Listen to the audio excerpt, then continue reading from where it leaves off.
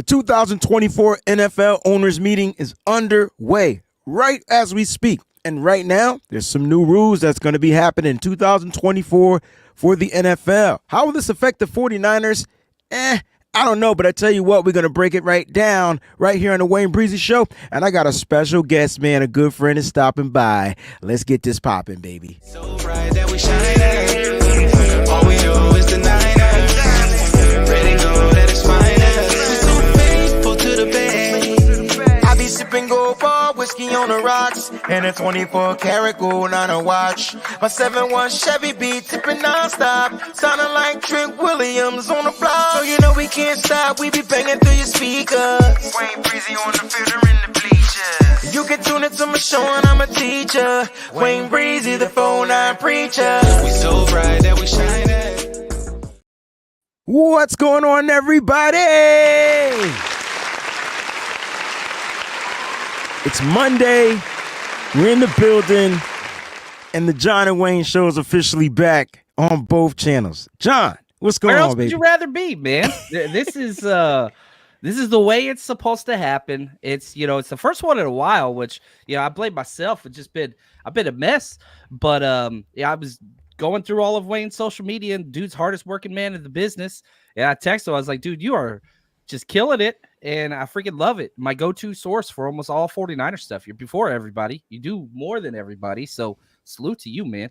I appreciate that, bro. Listen, I don't think people really understood how the season, like all the work you put in, to making the 49ers rush, the road trips, the home trips, just the trips, the events, all that stuff works, and it takes a toll on you, and to not be able to cap it off with the Super Bowl victory, so close. It was so close, right? Like I don't think people really understand. Like sometimes you just gotta break, and that's what we did. Like you broke, I broke. I didn't really even want to come back on the air for a minute. Like I wanted to take a month off. You got to take the month. I couldn't afford to take the month. I took some time. You did. But well deserved too, John. You well deserved time. Well deserved. Thank you. Glad to be back. It's good. It's good. Guys, thank y'all so much for tuning into the show. We truly appreciate it, man. It is Monday. It could be a manic Monday, mock draft Monday, music Monday. It is just Monday. It's a meeting Monday. How about that? Because the NFL owners meetings are going on right now, and John, a lot of new rules have popped up. But before we get into the show, I want to shout out to the Breezy Bunch crew. I think the Countdown crew's in the building, Manly's in the building, Big Daddy Niners, Don't Bother Me, Kali, I see you out there, Red Jet Shell's in the building, Boss awesome. In the freaking building, Peachy holding it down. What's going on, Peach? Our brother Nick is in the building. I love it. I love it. I love it. Colin is in the building. Jedi, I see you out there, baby. Terrence. Oh man, Mike is in the building. JD's in the building. Guys, we can go on and on. You guys are officially in the building. Let's drop the bomb one time. Let's get it going. We're gonna talk about 49ers, John.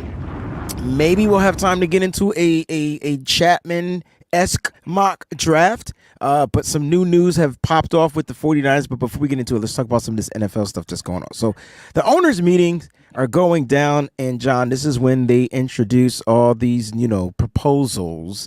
You got the new laws coming out. I want to talk about some of these new rules that they cut coming out. And I want to end on this hip drop tackle situation because that's going to probably be the hardest one to tackle. Or whatnot, but are you familiar with this new kickoff rule thing? Can you give us some insight on the kickoff rule and the touchback and going back to the third? I don't know, John. Just talk about the kickoff rule. We'll go into the extra red flag of the flag rule challenge, and then we'll finish with the hip drop tackle. So the kickoff rule hasn't been passed yet. It's still in the preliminary tinkering phases. Proposal. And so last year, any touchback, whether you fair caught it, went in the end zone, out of the end zone, whatever, 25-yard line.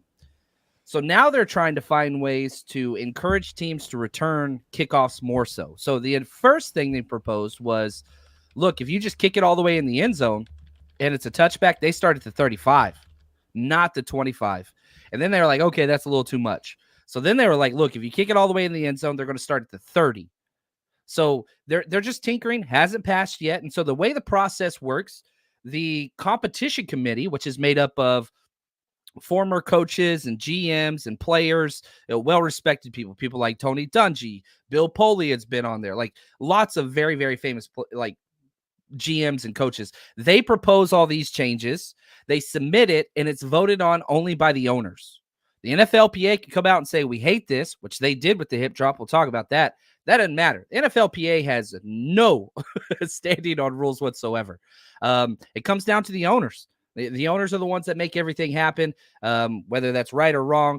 CBA could have been renegotiated. They missed that window. But if the owners want it, it's going to happen.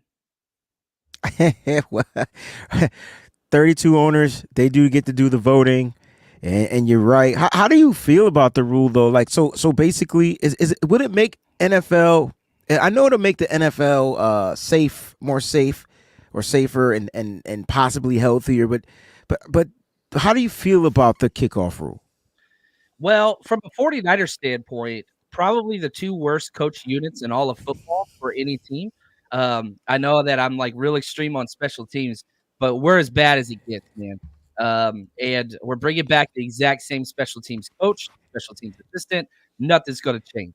So this hurts the 49ers because we need to do touchbacks on receiving and kickoff every single time because we're so bad at it. So if you're adding extra yards to these touchbacks, that hurts the Niners considerably. But I still believe the Niners should just touch back every time because they're so bad at it. But this would be more kickoffs, which I think the NFL wants. See, I miss the football where you get the possibility of a guy returning the kickoff 101 yards if it's kicked into the end zone, or things like that. Like I still think that needs to be a part of football. But if you feel like this is going to hurt the Niners, in a sense, I kind of get where you're coming from. Maybe they get a little bit better by drafting somebody that it's just a return specialist or still signing free agent. Who knows? But it comes down to the actual coordinator and making it just a better unit, like, you know what I mean? But we can talk about what the Niners did, especially on special teams, because they did add some players that I think would benefit the special teams, and they re-signed a couple of players that I think help make the special teams core strong. But we'll get into that. All right, so that's the kickoff rule that's kind of pending as of right now. They haven't voted on it as of yet. Let's go to this third challenge rule now, because that's a little different, right? In the previous rule, if I'm not mistaken, is you get 2 challenges a game. If you get both of them right, I believe you get a third one. But now there's 3 challenges, because if you get one right, you'll have the option of getting a third, John. Like, this is going to make the NFL game longer, right? No? It could. It doesn't happen a lot with the NFL because they've upped the automatic, replays, all scoring plays, all, change of possession plays, everything within the 2-minute warning. So like the window for challenges is getting smaller and smaller and smaller, which is good. And I think the main reason is they don't want to penalize coaches for refs' mistakes. And so I think that this might happen. I don't know. Like for the 49ers, this might involve 2 games a year where the third challenge would come into play. Or anytime you're playing the Chiefs and the refs just don't do things. Something along those lines. But yeah, I don't – a little bit longer, but nothing too bad. I'm not too concerned about this one. Yeah, it's just an extra challenge, and the coaches got to get it right? I mean, they got to get it right. And, I'm not saying, if you look at the 49ers, I'm not saying that Kyle even used the challenges in the first place, but this gives them an opportunity for coaches to use the challenge, knowing if they get one right now, they have the ability to have an extra one in the 60-minute game. So I'm actually kind of digging this new rule. Like this kind of new rule is kind of cool. Like, you know what I'm saying? I'm kind of digging it. And again, it's not going to affect the game too much because not many coaches don't use the challenges anyway. Like, they got to have that cool super, intel to when they even use the challenge. But we'll see what happens with it. All right, let's spend a little bit of time quick, you know how many times Kyle challenge plays this past year? 6, 5, 4. One of them numbers. 1. Damn. One time. It was on a 4th and 4. I remember against Royce Freeman. Yeah, there we go. I remember That was the Rams game that didn't Oh, matter. So the I time we did. challenged was the game that didn't even matter. Didn't matter. I wish there was you know what I wish they would change? I wish you can challenge other things like the PIs, things like that. Like I feel like why do you think that's not being adjusted to the NFL ruling? Well, the one thing that was talked about, and again, this hasn't, I don't think it's passed yet. I could be wrong, but the egregious pass interference, not pass, sorry, egregious roughing the passer and intentional grounding. So those two, there, and then the verbiage that was used from the competition community was egregious, like where somebody gets flagged because they got hit in the head. Mm-hmm. It's so like if you could review it and see that he actually didn't touch him in the head, they'll overturn that. If he was outside of the pocket or not, that's going to be reviewable, things like that. So that I'd like it. I'm with you. The further you get the game out of the refs' hands, the better it is for fans and teams. The Agreed. refs play way too big a role in almost all major sports. All the major sports. I agree with that 100%. And I can dig it. I can dig it 100%. John, I think the most controversial of the rulings, and let's talk about the pros and the cons, is the hip drop tackle being banned from the NFL. And if it happens, there's some consequences. And I want to talk about the consequences, but let's talk about the pros, right? And so what are the pros of this tackling or this ruling for the NFL moving forward? Offense. Okay, so this will generate more points. You're making the game much harder on the defense, especially the secondary. So if we're looking at it from a 49ers standpoint, I think that this benefits the 49ers considerably because we have all the yak guys. We have Christian McCaffrey, Juwan Jennings, Debo, Aiyuk, Kittle. Like those are the types of guys that DBs have to bring down from behind because they're so physical. Okay, so more points. It's tougher to tackle. It's harder on the defense. That's all pros for the NFL. And then probably the thing that they'll hide behind is injuries. This will limit injuries. And I do think that that is a good thing, but sometimes you can go too far. And I think we're always in that tension. I'm not one of those people that's like, oh, might as well just play flag football. I disagree with that. But the game's going to continue to get softer because the only thing that can stop this NFL train momentum on revenue and taking over the world is injuries. That's it. DeMar Hamlin type stuff. Does this stop that? I don't think so. But less injuries are a good thing. In theory, the opportunity cost of that is, man, how the hell do you tackle? And that's the question, right? And we have a question, from our friend Mark.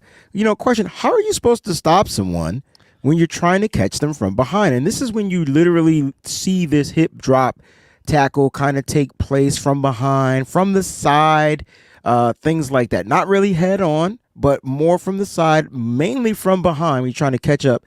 Like when you're trying to catch it from behind, like if you're chasing a wide receiver down the field, how do you stop them from behind? And John, let's talk about the first part of the question. Like, how are you supposed to do it? Like, how are you supposed to tackle from behind if you can't drop your hips? Because the way I'm seeing it, and I'm trying to envision it without you answering the question yet, is you get them from behind. This is going to sound nasty, so I'm pausing all the way through this. And you plant your feet in the ground. Now you could probably get an injury from doing something like that. And you got to try to body slam him, which would be a penalty. I'm curious to know the John Chapman take on this. From a coaching standpoint, like before the pads come out, you do tackling circuit, right? And I know at high school level, college level, NFL, they don't even do tackling really drills anymore with shoulder pads anymore in the NFL. They don't do it. But one of the first fundamental things you do is called a gator tackle or a roll tackle. And lots of teams put their own, mascots' names on it. But that's the original was Florida, where literally you pull a pylon and you run behind it, you wrap up and you roll. Literally gator roll, right? That was the idea. And so I think a lot of that's still in play. The problem is, and Rich McKay, he's in the competition committee and he's the one that suggested this and how they're going to use this official wise. You can still wrap up and drop. You just can't wrap up and drop on the player's legs. Okay. So you can wrap up and drop to the side, almost like, again, more difficult rules for Nick Bosa, right? You can sack the quarterback, but You as you're sacking the can't. quarterback, Yeah. you got to roll to the side. Yeah, you can't And land so on top of them. Yeah. and it's just this constant, and this is my biggest issue. I'm going to go a little off topic here, Wade. If it's about injuries, which the NFL claims it is, then you're banning the tush push. You're banning leveraging players against each other. You're doing all that. Like this, it's not about injuries. Okay, injuries are a part of it, but that's not what it's about. It's all about helping the offense to get more points. So once this happens and it's a personal foul, 15 yards, free first down, more opportunity to score points. It's interesting that you said that because I was saying to myself, the tush push remains, and all I can think about, are the head injuries, like the concussions and the things that can come out of that. Which clearly it's okay, but you're talking about a tackle where the player doesn't. Like, I think it was like a 25% rate to where the player might get hurt on something like this, to where a player is going to actually land on it. Like, it literally doesn't happen on purpose, right? Like okay, let's talk about the Jimmy Ward tackle on the Tony Pollard, because I really feel this hip drop thing has been going on for a long time and no one has complained about it until that game. And Jimmy Ward makes the tackle on Tony Pollard. And it was a playoff game, I believe, if I'm not mistaken. And then he's out for the remainder of the game at the very beginning. He's out for the, and next thing you know, boom, it's starting to happen. People are starting to, be more aware of it.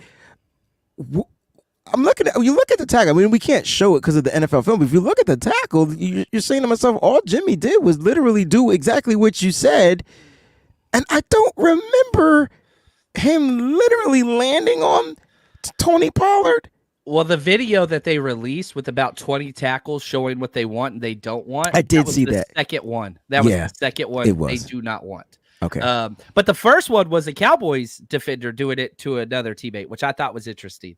It's almost like the NFL is trying to show, look, we're not doing this just because the Cowboys. The Cowboys did wrong here too. Like the NFL understands what they're doing. But I'm with you. Cowboys start complaining, and Jerry Jones has the most pull of almost any.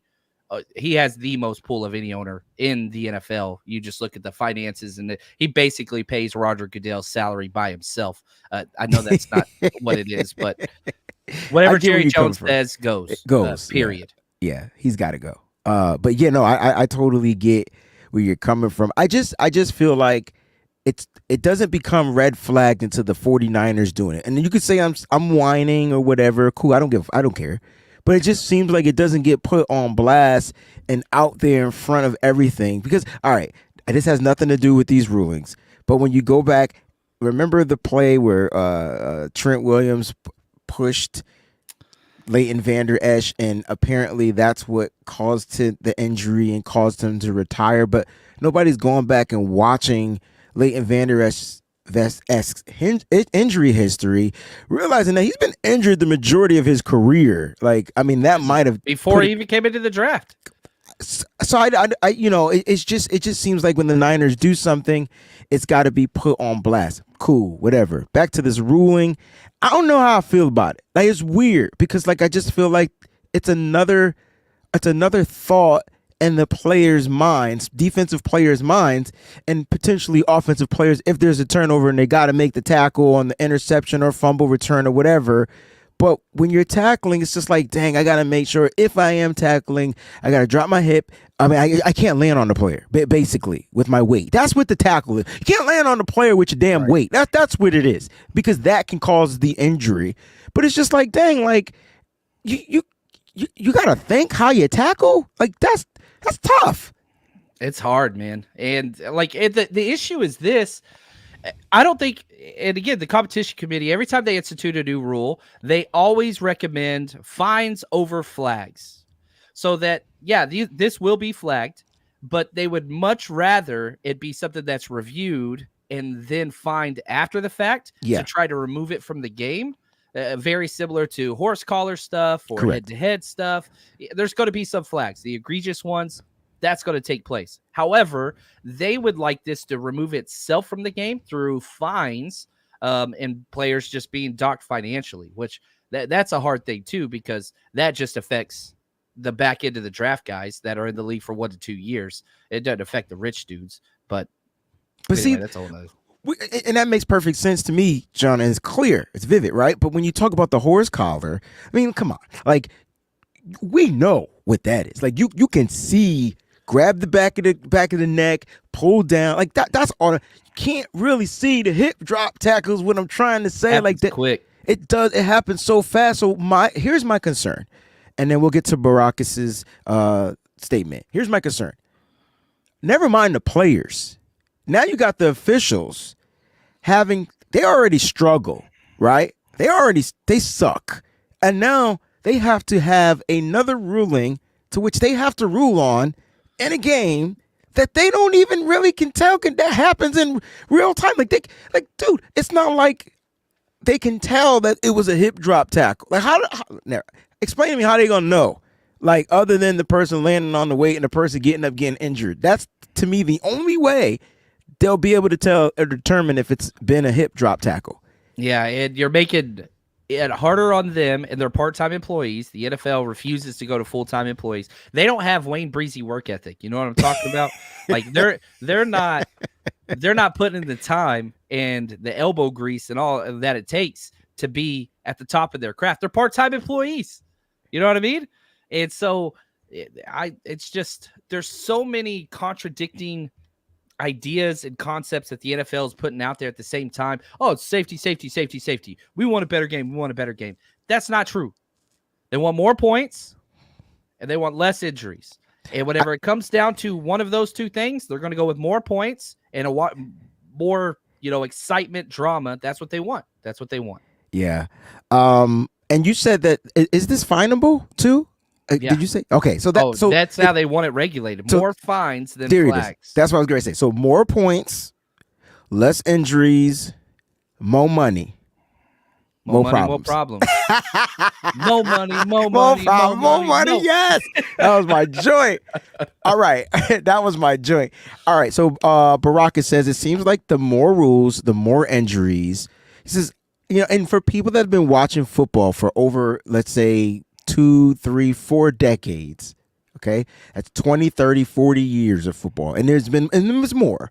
I don't remember all of these injuries 20 years ago. I could be wrong, but I don't remember it. It does seem like, John, the more rules they implement, the more injuries we're getting, but I don't know if it's from that. Like I just feel like when the NFLPA eliminated a couple of things due to the players complaining, not complaining, but just not being compensated right, like things like that, like the 2-a-day practices, they really getting their bodies conditioned to withstand NFL hits. Now you're adding an extra game this season, and they're trying to go 2 more games per season. I just feel like all of that's taking a toll on their bodies and causing these injuries. But what are your thoughts on this? I think players are getting bigger and faster. Yeah, that's you look at the combine, and every year it's just like ooh, ooh, ooh. Right. And now you've got wide receivers getting smaller and smaller, ball carriers getting smaller and smaller, even quarterbacks. The 1980s quarterbacks of the 6'5", 240, everybody looked like freaking Ben Roethlisberger and Jim Kelly and whatever else. Now you got Bryce Young out there, can't even ride a roller coaster. So like you're getting these extremes, and I think that's going to bring a lot more injuries. I don't think the not hitting the quarterbacks, right? The roughing the passer. I think that those are good things, but it's frustrating. This can be a good thing. I'm not a fan of it. The players aren't a fan of it. The NFLPA was completely outspoken against it, but the owners are for it. Why? Because whenever stars are in uniform, you sell more tickets. Tony Pollard gets injured. Not as fun. Not as fun. So, yeah, I'm on both sides of the fence here. I always want it to be safer, but it's just like, come on, man. Like, the reason why we love football is because we get to live out our inner barbarian self and this gladiator type mentality, right? As we watch these games and we get all pumped up. You keep removing more and more and more. Not that we're going to be at flag football. I don't think that's the case, but I agree. I don't know. I agree with you. I don't think it's going to be to the level of flag football, but it just seems like the NFL is becoming more of a staged event. Like, when you watch wrestling, yeah, they be getting slammed and they be getting chopped and hit and all that type of stuff, but it's controlled. Like, you know what I'm saying? It's kind of like staged. I don't want the NFL to get out of that. Like, I don't want the NFL to go that route because this is football, man. You're talking about, people colliding, trying to. It can't go so. You can't make football soft.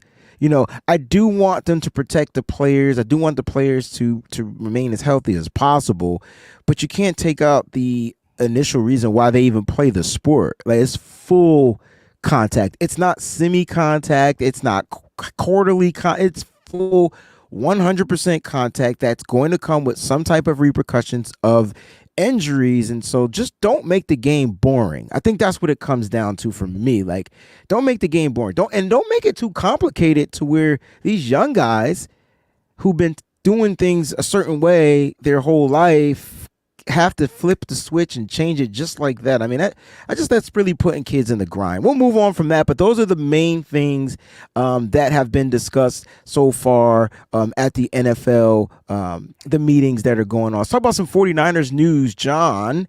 Let's start with Jed York, right? So Jed York is now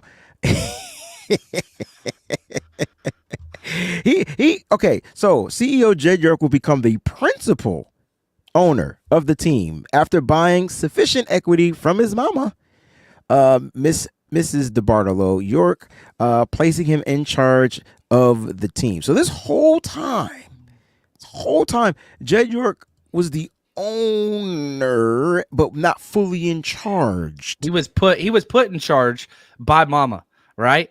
And so, like, that's the thing. Like, whatever, I don't even want to mention their names, screwed up everything. And they said, all right, we can't do this. And that was the whole Dennis Erickson stuff, which drove me crazy still to this day. I think the 49ers worst coach of all time. I don't want to go down that road.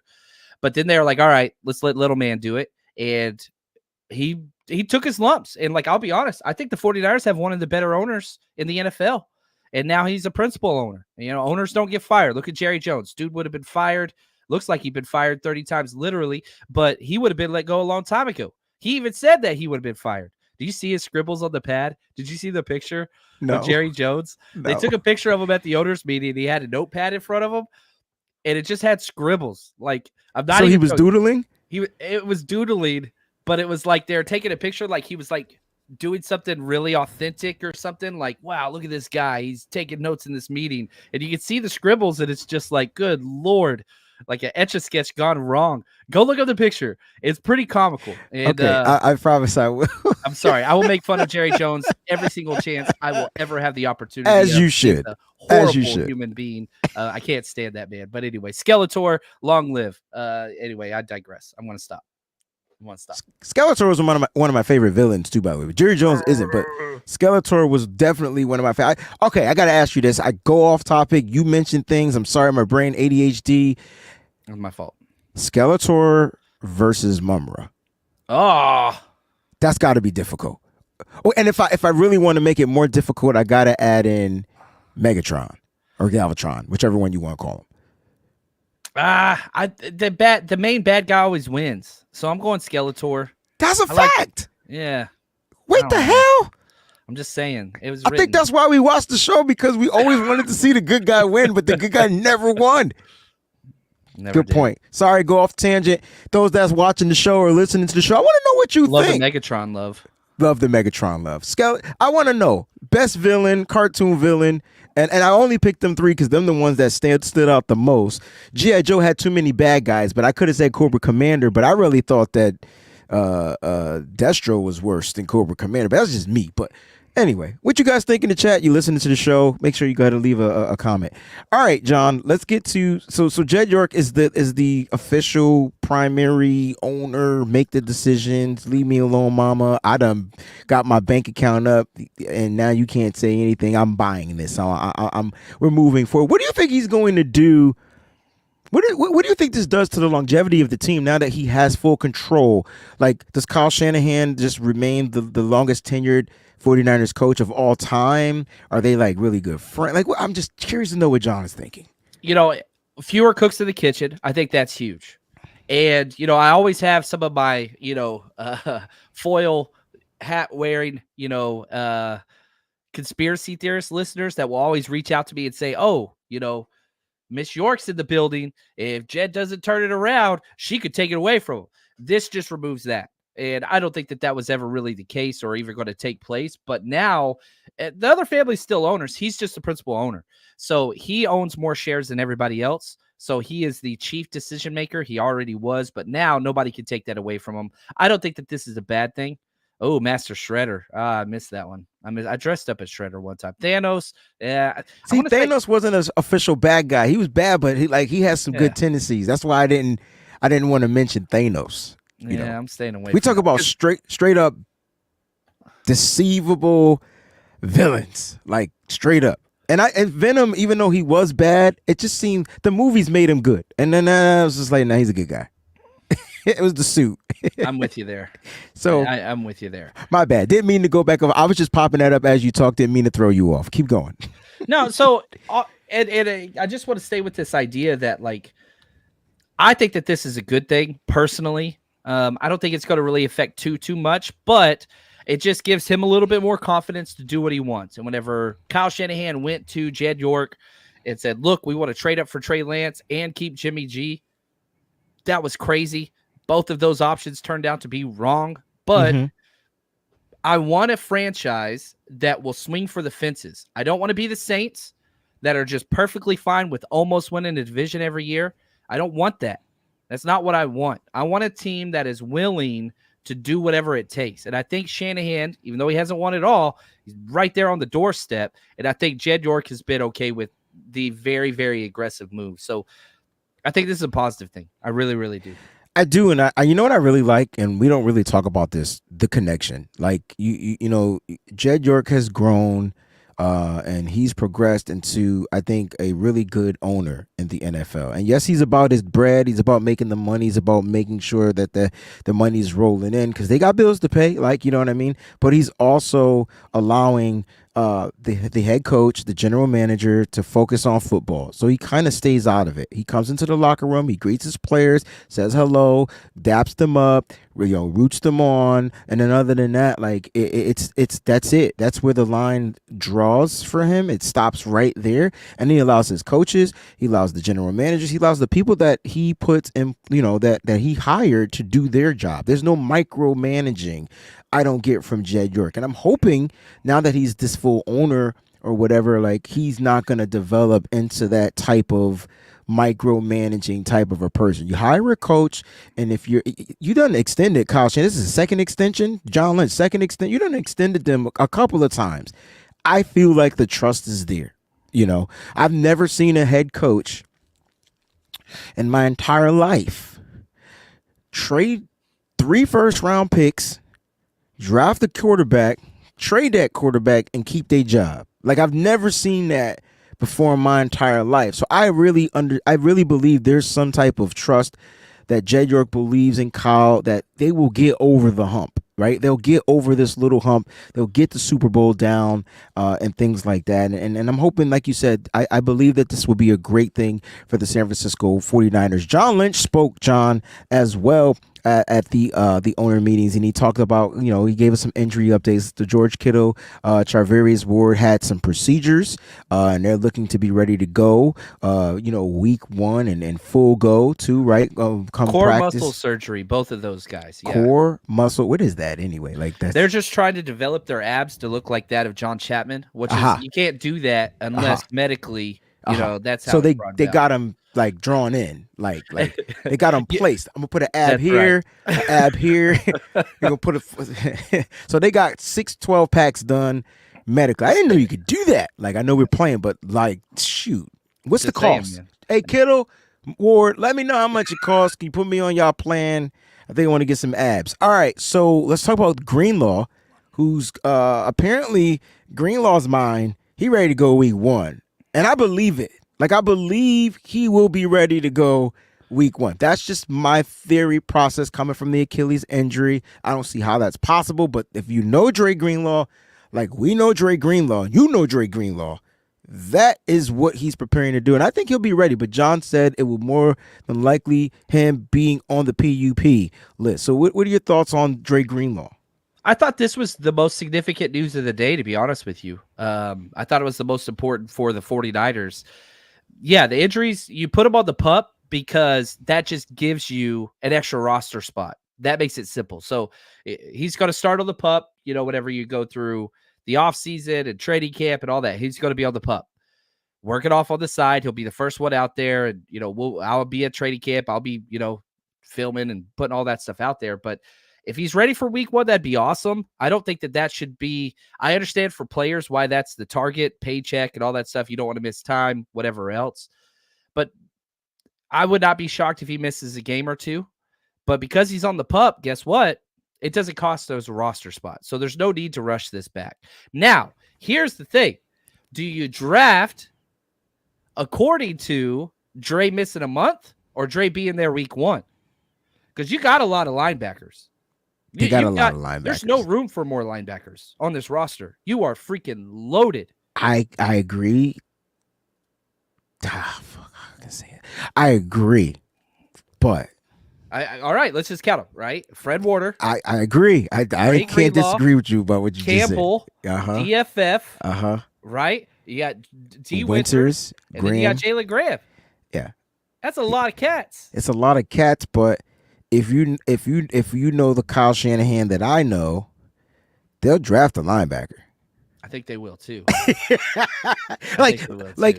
Yo, competition is key, and not just for the second year players. People thinking that they're going to draft the linebacker, and this means D. Winters or Jalen Graham won't make this roster. No, it doesn't. This means that they're going to bring in another type of a linebacker. What if they go out and look for a Dre Greenlaw-esque type of a linebacker for the future? Now, apparently that's supposed to be D. Winters. Right. But, I mean, he was a late draft pick. What is he, 6th round? 6th round. You don't stage your future on that. He flashed, and I like him. Yeah. And he's got the exact same damn body type as Dre Greenlaw, but he don't play like Dre Greenlaw.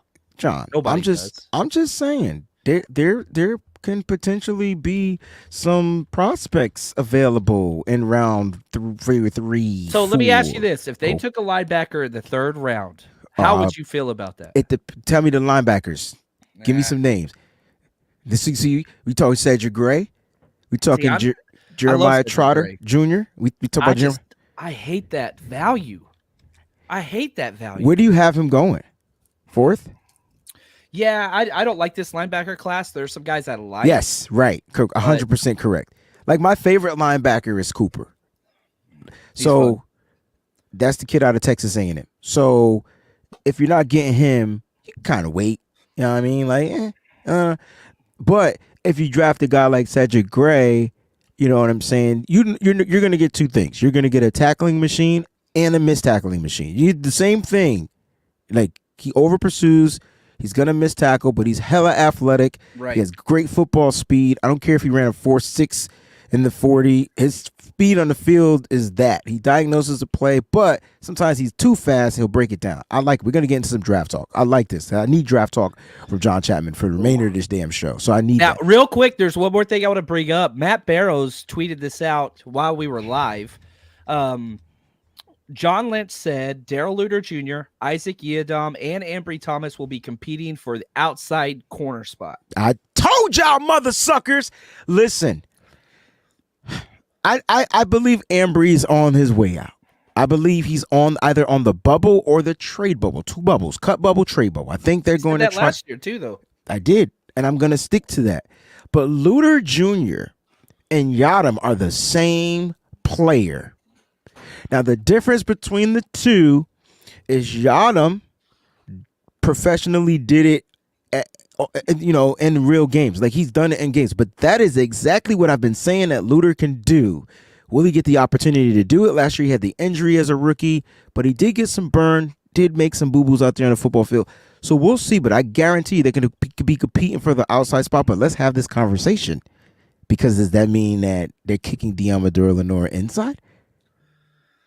I think they're going to keep him where he could kind of do both. I think they want to draft a nickel corner. And that's why when you talk about like a linebacker in the 3rd, I'm like, that's a starting nickel.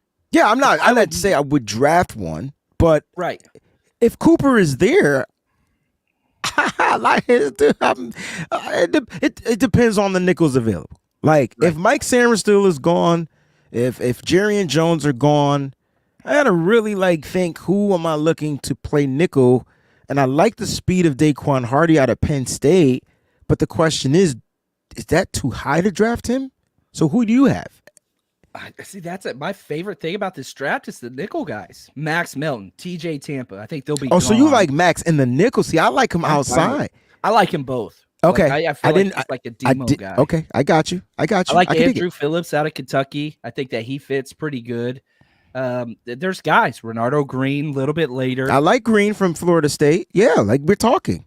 Like, and that's the thing that's so cool about this is the NFL trickles down a little bit with the rules, but the play style trickles up from high school, right? The spread and all that stuff and the zone read, that started at the high school level. Then it goes to college. Then it gets to the NFL. And that's what we're seeing now with these nickel sub-package corners, where it's building up into the NFL. And this draft, I think, reflects that. Yeah, like I agree. Like I'm big on drafting the nickel. I feel like you got like if I'm the Niners and I see Sarah still on the board, like it's a no-brainer for me. Like you really will have a starting nickel back as a rookie. Like you could literally put him out there. Now, I do know the Niners. They'll look at a safety that can play both. They'll look at a person that's more versatile than getting like the best like person at the position. And that's what confuses me about Lynch and how they make their decisions and stuff like that. Like, you know what I'm saying? Hugo wants to know if Brownlee plays nickel. I have him as an outside corner, but so in my notes, my biggest, I don't remember what game it was. I felt like he's worse against speed guys. And I thought he was real scrappy. I wrote scrappy, tough. And so I may struggle to play outside at the next level. I think he's one of those just versatile guys that doesn't have a true home. And that's why he's going to go day 3. yeah. But I like him. 6 foot 190. Yeah. That's exactly what the Niners like out of their corners. That's what they like out of their corners. I'm a big Andrew Phillips guy. I mean, at the Senior Bowl, he played outside and he was phenomenal. Like, and so like, but this is the same thing I saw out of Darrell Luter Jr. And so I'm glad that they're not forcing him to kick him inside because he's aggressive. And so he is not going to get beat on the outside. But this is how I look at Andrew Phillips. I know he's 6 feet. He's a little short. 187, 6 foot. Yeah, but this kid isn't like he has the ability, as the athleticism. He's a guy to play outside. Will they kick him inside? Possibly. So I don't know, man. Like I don't know with the 42-inch vertical, man. Bro, the dude is a motherfucking athlete. Bro. Yeah, he's just. When I go to the Senior Bowl, with him. right? And when I go to the Senior Bowl, like if I find a player that just sticks out, like I'm supporting that player until they're not drafted by the Niners. Like that's just how I look at it. And I found about 3 or 4 of them, and it's funny because 3 of the 4 are all defensive players. Like it's not that I went there to look for defensive players. It's just that they did some things like.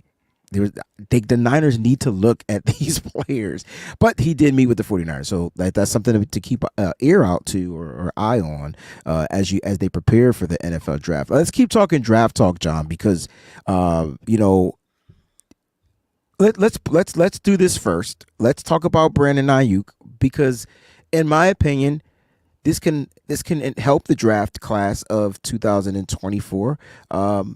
If something goes down. But John Lynch spoke about no trade talks for Brandon Aiyuk, and they're working on getting to the point where they're working out, the extension, right? He wants him here.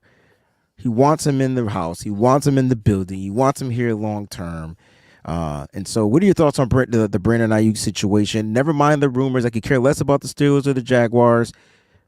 Brandon Aiyuk as a 49er moving forward. We know that it's going to take time. Yeah, they have full leverage. They have all the leverage. They can do whatever they want. He's under contract, $14.1 million guaranteed this year for injury. So you don't have to do anything. And the Niners will slow play this until after the draft. Unless they get blown away, they slow play it. And look, you just let them play on this. Then you control him next year. You can franchise him. If he goes off and improves, you franchise him. That's 2 years, man. That's 2 years. You got control of Aiyuk for 2 years, whether that's fair or I like it or what he deserves. That's a whole nother thing. Oh, we got Rob Louder in the chat. Hey, Rob. What's up, man? I love that dude. But, I think Ayuk's here to play. I really, really do. And all the posturing and all the stuff and whatever, I don't really care. He's under contract. And if you get a home run deal, take it. But Why would you give away Brock Purdy's number one toy if you're going to base this entire future of this franchise off of him? Why would you take that away? I just it makes zero sense unless you're getting an offer to where, not that you're going to replace Ayuk, because I don't. You can probably try to replace his production, but you'll never be able to replace him as a player. Like, it's two different things. Like, you can try to make up some of the things that he does out there on the football field, but Brandon Aiyuk is another one of one, right? They just not a better blocking wide receiver in the NFL than Brandon Aiyuk. Maybe Juwan Jennings, but they play on the same team. You get what I'm saying? And then there's like the kid's wingspan, his ability to get open. Like, that's just uncanny, right? Like, and so I don't think you can replace that. You can replace him as a player, but you can try to find a way to replace the production if you did try to move on him. But you have to the 49ers will have to literally get blown away by a deal. It's not just a mid-tier first-round pick. It's going to have to be something else on the back end. And then the Niners might have to give up something to. I don't know. It's just weird. I don't even want to talk about it. Rob, what's going on? He says Nickel is so specialized. I prefer to draft one. You've seen play that role rather than, project. So I agree with him, and that's why. I'm talking about one that played consistently. I'm talking about one that literally lined up majority of the snaps. I'm not talking like one more snap, me and the majority. I'm talking about predominantly lined up, and that's where Mike Sanders still stands in. And I don't know if teams are going to be looking at him to draft him specifically as the nickel role, but the Niners, this is what makes the Niners draft so dope, right? They filled every position. They literally have zero holes, but they can stand to upgrade at certain positions. So you said round 3, but if Mike Sanders still is staring you in the face in round 2, and it's Rakestraw, I'd be happy with him. Like, I my forgot. gosh, yeah. I don't care if they go round 1 if a corner falls. Like, I would not mind that at all. Now, the Niners have never spent more than a third-round pick on a corner. That's a good point. But dude, is this the year of the change? I'd be cool with that. Because what are you going to do next year? Demo contract year. Yeah. Last year for Charvarius Ward. Thomas Just too. Talked about Ambry Thomas probably gone. Like, who you got coming back? That's a good point. You got to look at Samuel Womack III if he remains on this roster, right? You got to look at Darrell Luter Jr. You got to look at all these young guys that are in the building, and to me, that's where it kind of, And so I get it. Like, I would love for them to get just straight up nickel, like Rob said. Don't get a guy that has to develop there. Get a guy that knows how to play nickel. Now, the only issue to me with Sanders still is his weight, but he plays big. Like, he's good in tackling. And I'm not saying that because I'm a Michigan fan. Yes, you are. Okay, I am. But he literally does his thing. Hey, Rob, subscribe to the WayneBreezie channel too while you're watching the show. Appreciate you for joining. I'm a huge Sanders Still fan, by the way. He's a Michigan guy. He's smaller than we usually go. 5'10", 182. I got nickel only. That's what I'm saying. That's it. But it's okay. It's okay. Yeah. He plays it well. Thing. Like, he has the instinct and the cognitive ability to know. He has the technique. He has the skill set. He doesn't get overpowered, but he gets to the outside. He gets to the run. He's great at diagnosing when it's a run play. He's great at his angles. And he can intercept the ball. Like, I like his nickname, CEO. I freaking love that, man. That is just clean. And this goes back to, we were talking about taking a linebacker the third round. Look, the third linebacker plays 20% of the snaps in today's NFL. The nickel corner plays 80%. That's why I'm like, dude, I don't want to spend a third-round pick on a linebacker. I would much rather spend a second or a third on a corner. And so my hesitation to drafting a linebacker in the third round, it's not like the player's bad or the fit's bad. It's just like, even if he's amazing, is he going to be better than Drake Greenlaw? Like, no. And so we're drafted this dude who might play 20 plays a game, whereas we have a nickel corner, we've got to have somebody that can play 50 plays a play, game. And so that's why I'm just like, man, I hope they prioritize this spot. Center and nickel corner are the two spots I really, really want to draft. Oh, my God. I haven't talked to you in a month, and I feel like you've been reading my mind. And And real quick, I was just talking about the current 49ers not drafting a corner before the third round. Correct. So, yeah, I know that they've drafted the 49ers franchise-wise, but not John Lynch, Kyle Shanahan era. Let's talk about centers since we're there. Because if JPJ falls to 31 and you staring you in the face is Graham Barton, staring you in the face is give me a tackle that Zach, might I thought you got to throw my man Zach Frazier in there from West Virginia. Zach Frazier. Love him. And give me a tackle that might be Jordan Morgan. Okay, there we go. Okay. These are 4 guys right there at 31. I feel like, okay, who would John choose for the 49ers at 31? Jackson Powers Johnson. Oh, okay. I just wanted to make sure we was on the same page. I mean, he's my number one. I like Zach, though. Zach Frazier out of West Virginia. If I'm looking for a true set, my center rankings are Jackson Powers Johnson, Zach Frazier, then Graham Barton, right? Those are my 3 Oh, so you're going to slide Graham over to the center. I thought he would be kicked over to the guard more. Yeah, I think, well, that's the thing about Graham is he can play tackle, guard, and center. And I am with Daniel Jeremiah. I think that center could be a spot for him. It's a little bit more of a projection. But, yeah, Jackson Powers Johnson's just so clean. Now, the aggressive run blocking, all that stuff that Zach Frazier brings, that's pretty awesome. He's the nasty, mean as hell, tone setter, 4-time state champion wrestler. Like, he's got all those things, and he's awesome. But Jackson Powers Johnson's just too clean. He's just too clean. Let's talk about why the Niners, they've never done this. I've never seen Kyle Shanahan do this. So they've never drafted a center, especially this high. Matter of fact, the only center that they brought in was undrafted, if I'm not mistaken, and it was Donovan West out of Arizona. He didn't make it through a week of training camp. And I had a 3rd round grade on him. We did. You absolutely did. Absolutely did. When I look at Jackson Powers Johnson, that's one of those players I told you I fell in love with. Like, when you fall in love with a player, they have to really stand out. He didn't even practice much, and he was that good, at the Senior Bowl.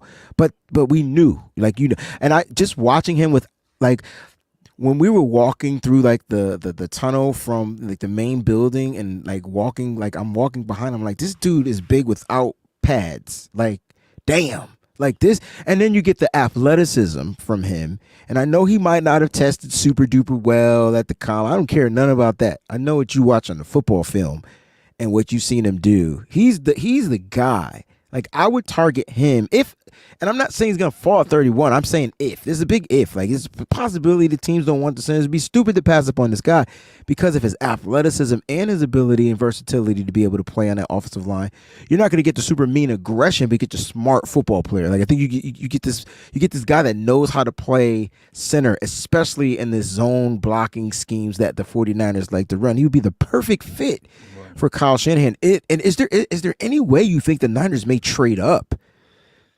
I don't like the idea of trading up for a center personally. I wouldn't be upset if they did it. And, the red flag on Jackson Powers Johnson, if there is one, it's just length. He's got short arms. He's got small hands. So, Trent Baalke, those type of guys that are metric-based, I'd say the Colts, the Jaguars, just some off the top, probably not going to be super high on their list, but he's a perfect scheme fit for the 49ers. And so if you traded up a couple spots and got him, I'd be cool with that. If you address the center position early, I don't care how you do it. I think that is the easiest place to upgrade, from where you are now to, I just think the run game would just take off, man. Ugh. For those that are new to the 49ers, for those that don't understand the zone scheme, even the power gapping, the running, John, can you explain to everybody very quickly, why the center position is the most important position to Kyle Shanahan's offense, to run his offense? So it's I love this question. One, the quarterback doesn't make line calls in Kyle Shanahan's offense. I'd say probably, now with the Shanahan tree exploding, most teams don't do that. The quarterback can adjust everything. That's why you always see Peyton Manning, 51's Mike, 51's Mike, and all that stuff. Quarterbacks in Brock Purdy doesn't have to do any of that. He counts and he can flip plays. That's the can call. that you always see him doing just based off of numbers. We have straight numbers advantage to the right or left. That's about it. Or a two safety looking you can to a run play. But the center, he's the coach on the field. And you've still got to move laterally in this zone scheme, the Shanahan-Kubiak system, much more so than a power gap or a pin pull system. Now, the 49ers have trickled in a lot more pin pull, probably about 15% of their run plays, which is a power gap scheme, or now terminology is inside zone. So everything's getting multiple now, but you got to move as the center. And so that's why in Shanahan's scheme, long arms are not that important. Mobility is more important. So you're big, heavy set, thick in the britches, whatever, that doesn't really fit the zone scheme. That's why guys like Graham Barton could play tackle for the 49ers. That's why like people that are like, oh, Jordan Morgan's going to be a guard because he doesn't have 34-inch arms. Well, Colton McKivitz doesn't have 34-inch arms either. So is Colton McKivitz going to play tackle for the Titans? God, no. It's a different scheme. But for Kyle Shanahan, put Tom Compton out there and it works. You don't need the link. I've been doing my due diligence and trying to explain, the situation. Now, like I said, they can upgrade. They can get players that they can upgrade, but it's not all about the measurables. It's all about being able to get out quick, off the snap, get to your spot, secure that block. And because when Kyle Shanahan calls these plays, I guarantee you every play he calls, John, touchdown. You do this, touchdown. It's easy, simple. But everybody's got to do their part, do their role. Floyd the Barber says, have you guys checked out tape on Christian Haynes? You could check out John's film. He breaks down the film on these players, and I've definitely got a chance to watch. This is one of your UConn boys. This is one of my UConn boys. So here, before John breaks down what he's gonna say, here's my thing on Christian Haynes. I understand he's short. I could care less that he's 6'2", but you want a mean wrecking ball of a player on the offensive line at the guard, pulling and doing the things that guards do. This is the guy. Like, this is my guy. Like, this is a guy I would draft at 63 if he's available. I know John wants to go corner. This is tough because I don't think he falls, but past the second round. But this is a guy, John, Christian Haynes, real quick. They need to watch your film, though. He's mean, man. Like, he watches Trent Williams. I can tell you that. He does the thing where he pulls the arms and then grabs the back and throws their face in the dirt. Like, he does it consistently. Now, my question is, and this is up, matter of interpretation, is he just a guard? I have him graded as just a guard. I know at the Senior Bowl he played center. He played center. It did well, but I see him as a guard only.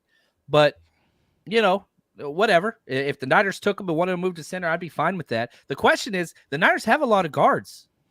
And They do, but okay, let's talk about the guards that the Niners have. Not to cut you off. You got Banks. You got Banks. Turf toe. He has not been the same, but you're expected recovery. Feliciano was awesome. I'd say he's the second best O-lineman we have. I agree, but he's versatile. So he could be center, he could be guard, he could play tackle.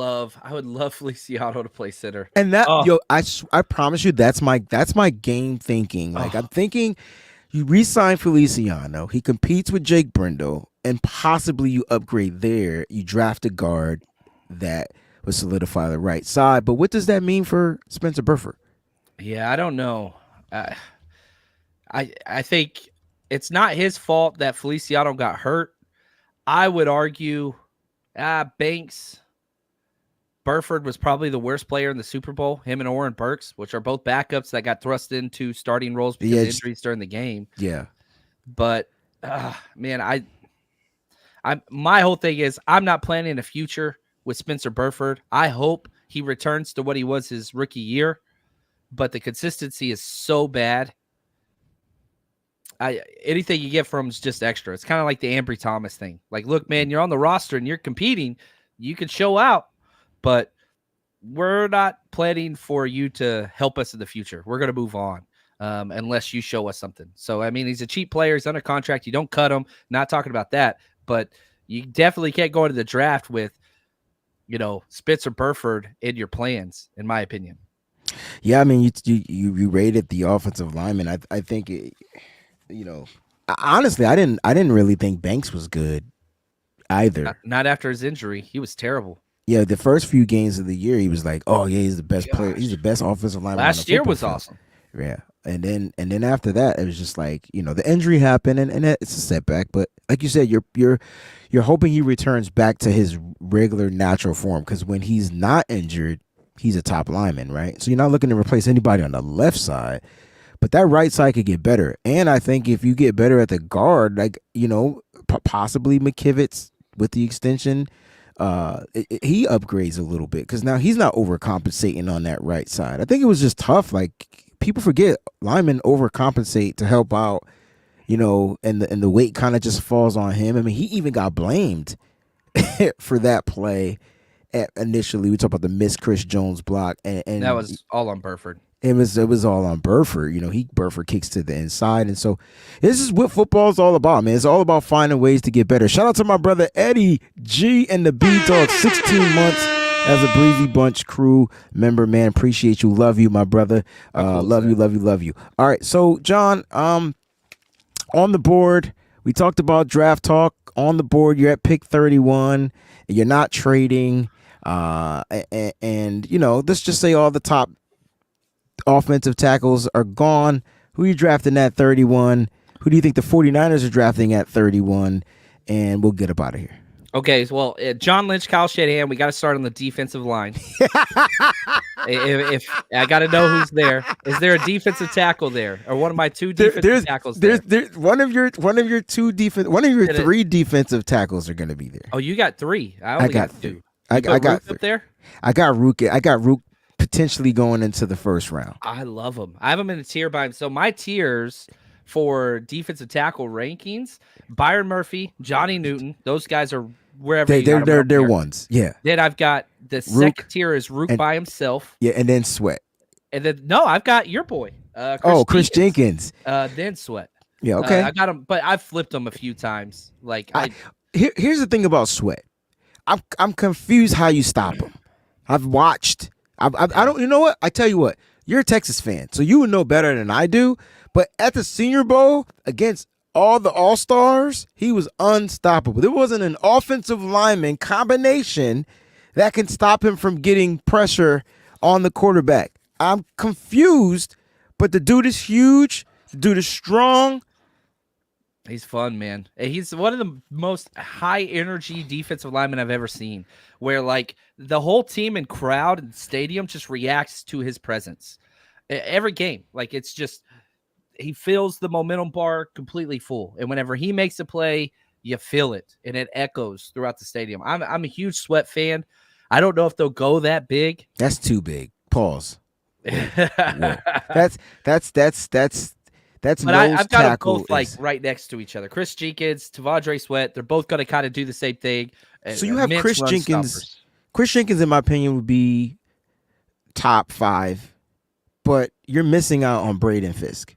I'm surprised. I did not like Fisk's tape, and this is one thing I wanted to talk to you about because, he comes like I had like a 3rd round grade on him, right? Okay, the combine happens. I'm like, good Lord. This guy had the best combine I've ever seen in my life. Okay. The athleticism, all these things are incredible. Like, I love this guy. And then I go back and I was like, well, let's go watch the tape. The tape doesn't show that to me. Mm-hmm. He stays blocked all the time. The tools are there. But then, so you're like, okay, the athleticism. All right, cool. You just got to uncork it. He's 24 years old. He's old. Mm-hmm. So then I'm like, okay, so he's a potential pick, but he's the oldest defensive tackle in the class. Mm-hmm. And then they're like, well, he just needs good coaching. He was with Western Michigan for 4 years. Then he goes to Florida State for 1 year. Like, how much potential are you going to have? This is like Brandon Whedon type quarterback. And so I like him. I do like him. And I've got a late 2nd, early 3rd round grade on him. Yeah, for me, it's definitely because of the combine, he could potentially be a 1st rounder based off of athleticism. That would drive me nuts. I'm not saying the Niners would draft him, but I think there's going to be a team where he'll find a place where he'll fit, he'll be worked, and he'll get in there and he'll be able to make plays. I think that's kind of like what's going to make him stand out. I mean, you look at guys like, just edge rushers, other guys like the Max Crosbys, those type of players, man, like you really didn't know much about them, and then they get into the NFL and they just blossom, right? And then like this kid has something I feel like you can't teach, and something that I actually watched, like there in living color at the Senior Bowl practices, and that was his get off. And that's the immediate thing that drew me to him, because when I spoke to him, I was like, dude, how did you time every snap and beat every snap? It's like you knew when they were gonna snap. He's like, yo, it's just something that I had to develop, because I wasn't the biggest, I wasn't the fastest, I wasn't the strongest. You know what I'm saying? And so I'm like, okay. But literally, John, he's going to get drafted higher than where you have him graded, because of certain tendencies that he does have that he does well. I think everything else you can work with, and he's going to be a rookie, so he's going to get time to play. I'm not saying he's going to come in and give you 10 double-digit sacks as a rookie, but depending on where he goes and depending on the attention, he was winning his one-on-ones, right? And see, I feel like this is a practice warrior guy. Like, yeah, you put the pads on, and it's like, man, look like Tarzan, play like Jane. I'm not going that far on him, but I'm just saying, like, sometimes when the game starts, players kind of disappear. This dude kind of stood out to me. And again, the age is an issue. The age Byron could be Murphy an issue. And Johnny Newton will play 3 years into their rookie deal and 21. Then be the age he is now. I got you. It's not a 49er pick. He probably wouldn't be on my board if I was the 49ers GM. And I understand that. Like, I just, no. I just, for me, it's a no. I understand why people love him, and they're not wrong. It's opinion. This is what's so cool about the draft. You could love him, I could hate him, and I don't hate him. I just, you don't think he fits? Question marks there. Yeah. He wouldn't be a good fit. There's a bunch of things that kind of make you, there's some flags that make you stand out, right? And the way you watch film is the way you watch. If you were defensive line tackle film, I want you to focus on defensive tackles in the draft, and I'm telling you, I want you to find me a defensive tackle. I'm not going to question why you chose not to go that route if you found these red flags and you didn't think it were going to fit. I'm going to trust your judgment. I asked you to do a job. I'm expecting you to do a job. If he comes in the NFL and he flashes, I'm going to be like, John, what happened? What happened, John? Like, but that's what happens, man. Like, it's just part of the game. Floyd the Barber says, what do you think of Jackson McKinley or Justin? I can't say his last name, but he's out of Alabama. McKinley, I believe, is out of Mississippi State, I believe. Yeah, I really liked McKinley a lot. But Justin Abiyagne, I don't know. I liked him, started as a true freshman, played as a true freshman at Alabama, which is, huge, improved every year, could play all over the place, 6'5", 292, fun player, a lot of production for Alabama, which is kind of rare because they rotate their guys so much. He had 7 sacks. So I like him, late 4th rounder. I think if he goes there. Now, McKinley, that's one of my guys, man. Like, he is one of my favorite players. McKinley Jackson. The Niners spoke to him, too, I believe. Was it McKinley Jackson he was asking about out of Texas A&M? Yeah, Texas A&M. I hate Texas A&M. I can't stand them. I love that they had the best moment of March Madness and still lost. That made me happy. I hate Texas A&M. Did they hit the buzzer then lose in overtime, right? Yeah, see? That's awesome. I'm just trying to relive that because it was awesome. But he met with the 49ers, 6'2", 325. He's a bigger defensive tackle than the Niners usually go after. DJ Jones, whenever he came out of college, is what his body looks like. Not DJ Jones now, not the good DJ Jones. He had to go through 3 years of transformation to get good. So he's a little bit of the pre-draft DJ Jones. But, man, my favorite thing about it, I wrote this like over and over again. Heart, effort, hustle, all out every play, loves the game. Like, this dude loves football, McKinley Jackson. I just want guys like that. And my comp for him, even though he's built completely different, the play style comp was Mozzie Smith. They don't look alike, but I felt like they play alike. So he does it with energy, whereas Mozzie does it just with unreal athleticism and build. But I like. So here's the multi-million-dollar question. John Lynch drafted a defensive tackle. 2 guys are available: Brian Murphy, Jerzon Newton, and don't be biased. This is not a non-biased question. Who is John Chapman drafting at 31? Byron Murphy. Oh yeah, there was no really over Jerzon? He's my favorite player of the draft. Like I'm gonna have him 10 to 12. Like I'm still working on it. I love him. I can't find nothing wrong with him. And I love Johnny Newton. His tape, he didn't have the motor all the time. And he's coming off the injury too. So now, having said that, Johnny Newton played like 700 snaps. Byron Murphy played like 400. 400 snaps. That dude was out there every play. So I get it. I don't want to knock him against that because he's playing twice as much as everybody else is. But Texas had a rotation. And so, man, the fact that Byron Murphy played the nose guard when Sweat was next to him. That's crazy. And Sweat, the bigger guy, 16 right? pounds I know. bigger. I this understand. Dude is a dog, man. He's definitely a dog. And in a couple of my mock drafts, both were available, and I immediately ran in with the pick. If not both were available. I mean, one was available, one mock draft, one was available, another mock draft, and I clearly looked over offensive line. None of that mattered because if I'm not getting, Fuaga out of Oregon State, I really don't want anybody. That's my number one. He's awesome. That's who I want. If I'm not getting him, cool. I'll wait till later. But with those guys being available, it was either Byron Murphy, and if you could check my mock drafts and my write-ups, it was either him or Jerzon Newton if they're made available. If those guys aren't available, do you go corner if a Kool-Aid McKinstry is available? I don't mind. Yeah, I'm cool with that. And probably one of the things I've learned by doing so many mock drafts is, let's say a defensive tackle falls in the first, second, or third round. Okay, I'm always the next round, oh, there's another good DT there. Oh, but I already took one. I say that all the time because this draft is loaded with quality defensive tackles throughout the whole damn draft. Agreed. And so that's the one hang up I have on drafting a defensive tackle early. Yeah, because you can get a Christian Boyd. You could get, there's some guys though. There's some dogs. There are. So corner, I would have no problem with it. We talked a little bit about this. You went nickel though. I'm going lockdown outside. He's bad man. He's bad man. This dude ran a 4.47 with a Jones fracture. You got Kool-Aid. that means you're moving Demo's on going inside. Demo's going inside. Yeah. And it just shores up your future. Now you got this lockdown premier guy for 5 years, and you may not extend a guy like Mooney Ward. You give Demo his extension, and you can kick him back to outside and possibly have. Oh, this is crazy. Who's our DC now, right? Good. Guess what position he coaches? Point. Nichols. Good point. John, this has been great, man. Hey, it's been fun.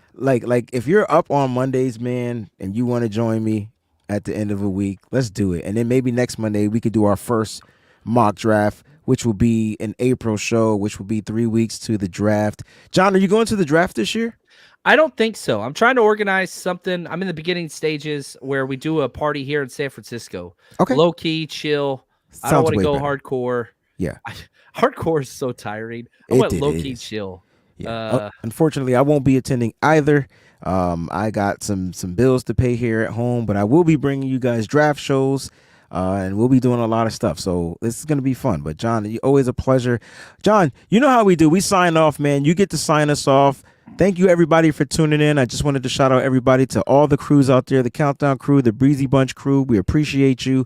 And if you want to see more of John and Wayne, just leave some comments in the comment section. Whether you're listening or you're watching the show, don't forget to hit that like button. John, take us home. This is fun, man. And the draft time is always good time. And don't let all the rumors and whatever and clickbait take away the joy and the hope of looking forward. I understand we're still hurt from the Super Bowl letdown. That sucked. But we're projected to have the most wins for this upcoming year. And so these are good times to be 49ers fans. And with that, Wayne, thank you. And for everybody else out there, stay strong, faithful. I be sipping gold bar, whiskey on the rocks, and a 24 karat gold on a watch. My 7-1 Chevy be tipping non-stop, sounding like Trent Williams on the block. So you know we can't stop, we be banging through your speakers. WayneBreezie on the field or in the bleachers. You can tune into my show and I'm a teacher. WayneBreezie, the 4-9 preacher.